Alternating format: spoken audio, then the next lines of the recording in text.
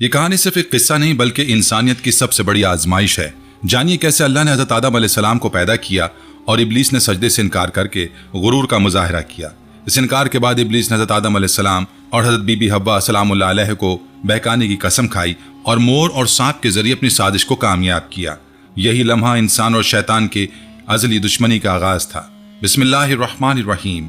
السلام علیکم رحمۃ اللہ وبرکاتہ۔ پیارے دوستو، جنت وہ پاکیزہ مقام تھا جہاں دنیاوی خواہشات، دکھ اور پریشانیوں کا کوئی تصور نہ تھا۔ یہ وہ پرسکون جگہ تھی جو صرف اللہ کے فضل اور حکم پر قائم تھی۔ یہاں ہر چیز میسر تھی، ہر پھل، ہر نعمت بے حد و بے حساب موجود تھی۔ حضرت آدم علیہ السلام اور حوا علیہ السلام اس جنت کے پرسکون ماحول میں رہتے تھے۔ اللہ نے انہیں ہر نعمت کی اجازت دی تھی سوائے ایک چیز کے۔ ایک درخت تھا جس کے بارے میں واضح حکم تھا، اے آدم تم اور تمہاری بیوی جنت میں رہو اور جہاں سے چاہو کھاؤ پیو، لیکن اس درخت کے قریب مت جانا ورنہ ظالموں میں شمار ہو جاؤ گے۔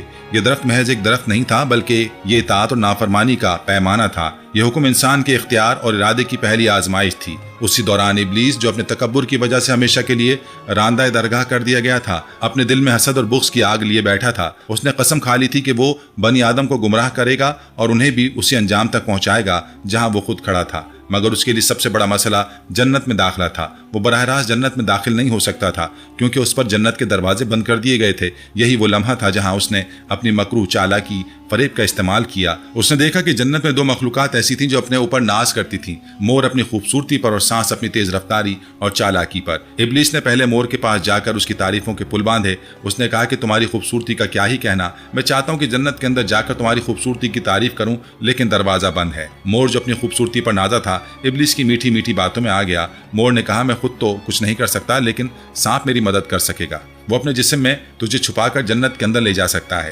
اس کے بعد ابلیس نے سانپ سے رابطہ کیا۔ اس وقت سانپ زہریلا اور خوفناک نہیں تھا بلکہ اس کا جسم نہایت سیدھا اور خوبصورت تھا۔ ابلیس نے سانپ کی چالاکی کی تعریف کی اور اسے راضی کیا کہ وہ اسے اپنی کمر میں چھپا کر جنت میں لے جائے۔ سانپ اس کام پر راضی ہو گیا۔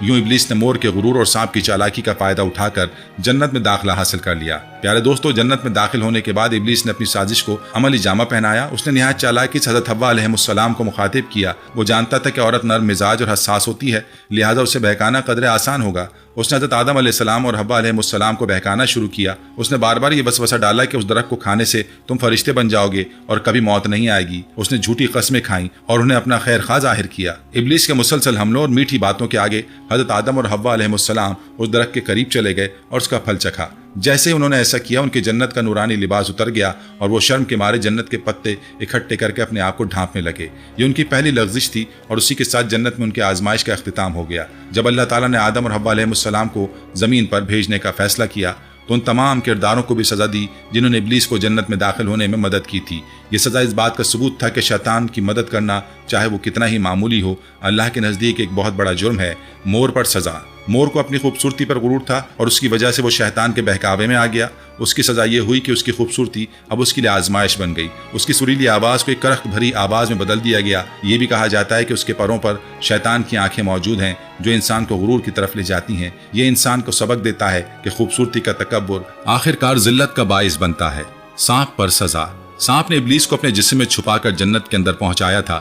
اس کی سزا یہ ہوئی کہ اس کے خوبصورت پاؤں چھین لیے گئے اور اسے پیٹ کے بل رینگنے پر مجبور کر دیا گیا۔ اس کی خوراک مٹی بنا دی گئی تاکہ وہ ہمیشہ زمین سے جڑا رہے۔ اس کے جسم میں زہر ڈال دیا گیا اور اسے انسان کے لیے خوف کی علامت بنا دیا گیا۔ اللہ نے انسان اور سانپ کے درمیان قیامت تک دشمنی ڈال دی تاکہ انسان کو ہمیشہ یاد رہے کہ شیطان کے ساتھیوں کا انجام کیا ہوتا ہے۔ یہ واقعہ ہمیں یہ اہم سبق دیتا ہے کہ انسان کی ہر چھوٹی بڑی غلطی کا حساب ہوتا ہے۔ پیارے دوستو، جنت کی لغزش کے بعد حضرت آدم علیہ السلام اور حضرت حوا علیہ السلام نے اپنی غلطی کو محسوس کیا تو ان کا دل خوف اور ندامت سے کانپ اٹھا۔ وہ فوری طور پر اللہ کے حضور گڑ گڑانے لگے اور اپنی لغزش پر معافی مانگنے لگے۔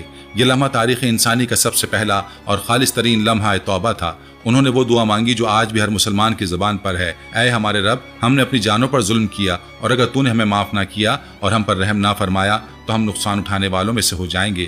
یہ دعا اس بات کا ثبوت تھی کہ انسان اپنی کمزوری کا اعتراف کر کے اللہ کی رحمت کی طرف لوٹتا ہے۔ اللہ نے اپنی بے پایہ رحمت کے مطابق ان کی توبہ قبول فرمائی لیکن جنت سے زمین پر نزول کا حکم برقرار رکھا تاکہ وہ اپنے اعمال کے ذریعے اپنی عظمت کو دوبارہ ثابت کریں۔